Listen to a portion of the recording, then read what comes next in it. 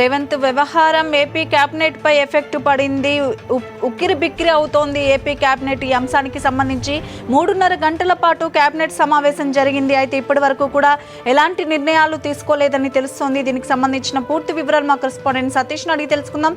Satish, AP cabinet సమావేశం అయింది, కీలక నిర్ణయాలు తీసుకుంటారో అనుకున్న నేపథ్యంలో రేవంత్ ఎపిసోడ్ ఎఫెక్ట్ బాగా ప్రభావం చూపిందని తెలుస్తోంది. అసలు ఏం జరుగుతోంది ఏపీ కేబినెట్ లో? అలాగనే చాలా స్పష్టంగా రేవంత్ రెడ్డి ఇష్యూ అనేది టీడీపీని పూర్తి స్థాయిలో ప్రభావితం చేస్తుందన్న అంశం చాలా స్పష్టమవుతుంది.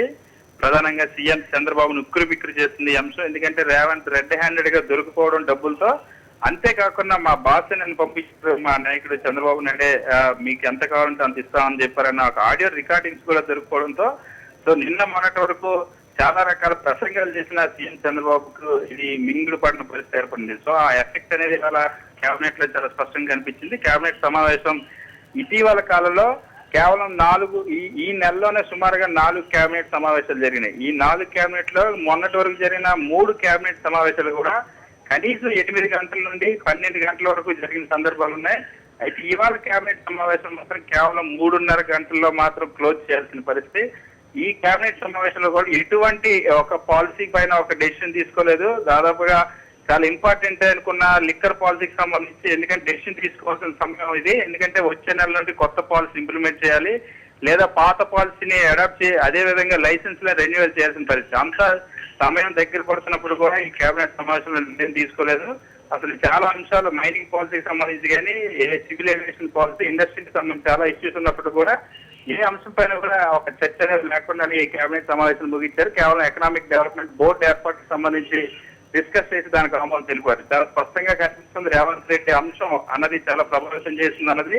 ఎటువంటి నిర్ణయాలు తీసుకోకుండా వాయిదా వేయడం ఒకటి, చాలా తక్కువ సమయంలో ముగించడం, కేవలం జన్మభూమి వరకు మాత్రం డిస్కస్ చేసి వదిలేసిన పరిస్థితి.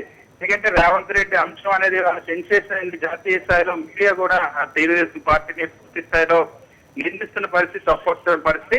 ఇలాంటి నేపథ్యంలో ఏం సమాధానం చెప్పాలో తెలియని పరిస్థితి. ఒకవైపు మంత్రులు కూడా అంతర్గత చర్చల్లో రెడ్ హ్యాండెడ్ గా ఒక ఎమ్మెల్యే డబ్బులు ఇస్తూ దొరికిపోయిన నేపథ్యంలో ఇక మనం ఏం మాట్లాడుతాం, అసలు ఎమ్మెల్యే స్థాయిలో ఉన్న వ్యక్తి ఇటువంటి ఇష్యూస్ లో డైరెక్ట్ గా ఎలా ఇన్వాల్వ్ అవుతారో, చాలా జరిగినప్పుడు కూడా ఇంత రెడ్ హ్యాండెడ్ గా దొరికిపోయిన పరిస్థితి లేదనే సాక్షాత్తు మంత్రులు వ్యాఖ్యానించారు.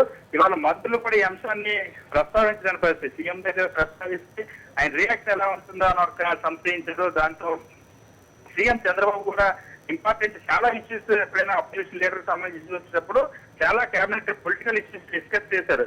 తెలంగాణ సీఎం కేసీఆర్ అంశాలు కానీ, గతంలో వైఎస్ జగన్మోహన్ రెడ్డి ఆందోళనకు సంబంధించి ఇలాంటి పొలిటికల్ ఇష్యూస్ అన్ని కూడా కేబినెట్ లో చాలా సార్లు డిస్కస్ చేసినప్పుడు కూడా ఇవాళ ఇంత సెన్సేషన్ అయిన ఇష్యూలో ఎమ్మెల్సీ ఎన్నికలు జరుగుతున్నప్పుడు సొంత పార్టీ ఎమ్మెల్యే క్యాండిడేట్ దొరికిపోయిన అంశాన్ని మాత్రం ప్రస్తావించలేకపోయారు.